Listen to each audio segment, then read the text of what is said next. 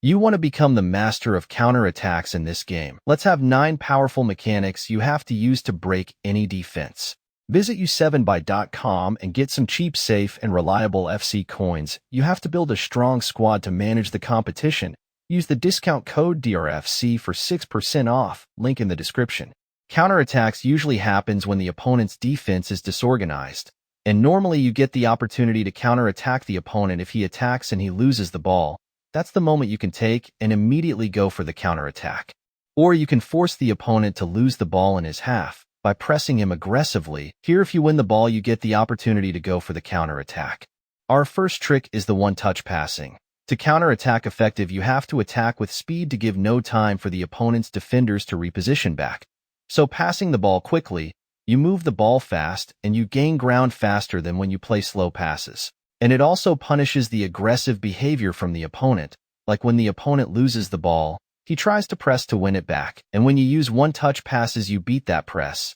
And since he has committed his defenders in that press, when you break through, you leave those defenders behind, hence having a counterattack. For example here, I dispossess the opponent, and now I have a counterattack opportunity because the opponent's 5 players are behind the ball. As I'm dribbling forward, I see the aggressive behavior from the opponent. So passing with one touch, you have to vision your passes, like seeing 2 passing options or more ahead. So here I managed to beat the opponent's pressure by passing the ball quickly, leaving his midfielders behind. I see this through pass opportunity to my striker. I take it and get in behind the opponent's defense and convert this chance into a goal. Talking about speed, Stepovers is the skill move you need to spike the speed in your counterattacking game. Why? Stepovers have that speed boost exit, and when you perform it, your player will burst into the space and you have that momentum going forward. To perform it, you just simply roll the right analog in front of that player you're controlling and aim the left analog to any direction you want. For the speed boost variation, you aim the left analog towards the direction that player is facing. But remember, to perform the stepovers, you need space in front of your player because that player will make a heavy touch when exiting the animation, and you don't want to be facing the opponent's defender in front during this moment. For example, I'm controlling my player Mbappe. As the opponent selects his fullback, I see this space. When performing the stepovers, make sure the opponent is not in front. So you see the opponent is in front in this path. Now you wonder how I'm going to perform the stepovers. It's simple. And perform it towards this direction. And so I do it and burst into the space. Though the opponent was good that moment and he keeps his position, I perform the ball roll to protect the ball. But I realize he's not approaching and I have this space down. I again perform the stepovers and exploit the space. So I managed to get forward by using the speed boost from the stepovers. It doesn't mean to beat the opponent's defender all the time. Sometimes you force him to overcommit and break or cut inside.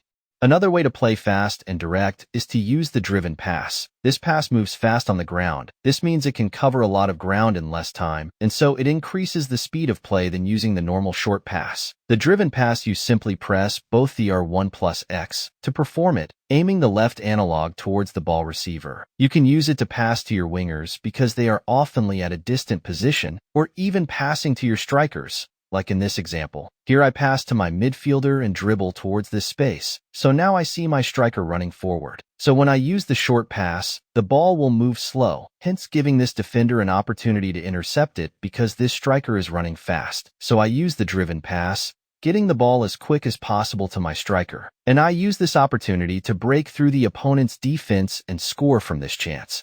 This is the key to a dangerous counterattack. Sending players forward gives you plenty of options in your attack. You move forward with your players and attack in numbers. This gives the opponent hard time to stop your passes and closing up spaces. So to send players forward, you either use the give and go, where you press both L1 plus X on your controller, or you do it the most effective way, where you aim the left analog towards that player you want to send forward, then tap the L1. When you send your players forward, you create passing options, where you can initiate dangerous passes like the lob-through pass, getting the ball towards you player and exploit the space. For example, I pass to my fullback, but I use the pass and go technique with my midfielder, so she sprints forward. I fake directions and beat the opponent's defender. And now I get the through pass opportunity to my midfielder I sent forward, and I take it. So here I see that the opponent is controlling his center back from this position. I send my striker forward using the L1 trigger. This is to create a run where I can get a through pass opportunity. So now the opponent has to choose between this space down here or this developing pass. The opponent choose the pass and leave the space for me. So I use the space and time and think of a way of getting the ball to my player. I realize the lob through pass can work in this situation, and I take it because the opponent was not fully tracking that runner. Getting the ball to my striker, I also send this striker forward using the L1 trigger and dribble down the byline. I pass to him and score an easy tap in. Talking of sending players forward, this goes along with passing the ball towards those players, and the perfect pass to use is the through pass. So when that player is sprinting forward, you can use the through pass and direct the ball towards the space in front of that running player. This keeps the speed in your attack. Like here, I send my striker forward. In this situation, you have to dribble in a way that you protect the ball, and also wait for that moment to time your through pass. The opponent read that and tracked this player. So according to his view, he was marking the pass towards the runner's direction, but I see that and direct the pass towards this space and press triangle for the through pass. And as simple as that, I get the ball to my striker and behind and score. But in some situations, you have to read and understand which through pass type should you use. Some moments needs that lob through pass. Like in this clip, I pass to my striker. So as the opponent tries to press, I dribble away and protect the ball. This aggressive nature of the opponent led to him dragging out defenders out of positions, and my players exploit the spaces. So now I see this pass to my running midfielder, but using the ground through pass, there's no chance of the ball getting through this defense wall. The better option is the lob through pass. I take it and get in behind, but unfortunately in end I didn't score.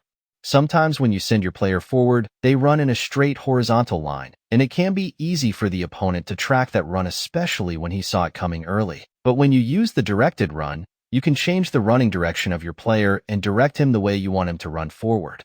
So to perform the directed run, after sending your player forward, for example, using the L1 trigger, you can just flick the right analog towards that direction you want your player to sprint to. This makes it hard for the opponent to track that run. For example, here after winning the ball, it's an advantage to go for a counterattack. I pass to my striker, fake directions and dribble towards the space. I trigger my winger to run forward, and as we know, he will sprint forward in a straight horizontal line. Of course, the opponent has to switch to this fullback and track this easy run by also moving backwards horizontally. So I initiate a directed run by flicking the right analog towards the space. And as you see, the opponent is over-committing towards the normal running course, but not knowing my winger is changing direction. After that, I take this through pass and sprint in behind the opponent's defense and ending up scoring this beautiful goal. One of the best attacking trick to perfect your counterattack is using knock-ons. This attacking trick is effective when you get in behind the opponent's defense. Since we have looked at the tools you can use to get in behind, now these are the tools that can help you finish up your counterattack. To perform the knock-on, you have to be sprinting, and on your next ball contact, you simply hold the right analog forward. Your player will hit the ball to about 4 to 6 feet away, increasing the speed to cover ground faster. Back to our previous example. After sending my winger into the space using the direct run, so I sprint a little bit and realized the opponent can switch to this center back and apply pressure, forcing me to dribble outwards, avoiding the pressure. So I decide to use the knock on my next touch, aiming the right analog forward. And so like that, my player pushes the ball further forward to a safe distance, and I use the pace of my winger as an advantage to outrun this defender and move towards his goal to score. The player lock is that attacking tool you need to master the art of counterattack. It can give you plenty of effective options to outplay the opponent in any style you need. It's similar to directed run in ways of creating an opportunity. The only disadvantage to directed runs is that you can't stand still. Your player keeps on moving. The player lock, let's talk about it in a way of finishing our counterattack. To perform it, you push in both analogs, the right and left analog. This activates the player lock by displaying that diamond icon. So here you can select another player by flicking the right analog towards him and let the AI control the ball. As for you, the pass actions you want, you just press the button. As you counterattack, most of times find yourself isolating the opponent's defenders, giving you plenty of space to use. But sometimes your players will make unsupportive runs. So using the player lock, you can adjust them to a better position to receive the pass. So that's it guys for today. Don't forget to like the video and subscribe to the channel.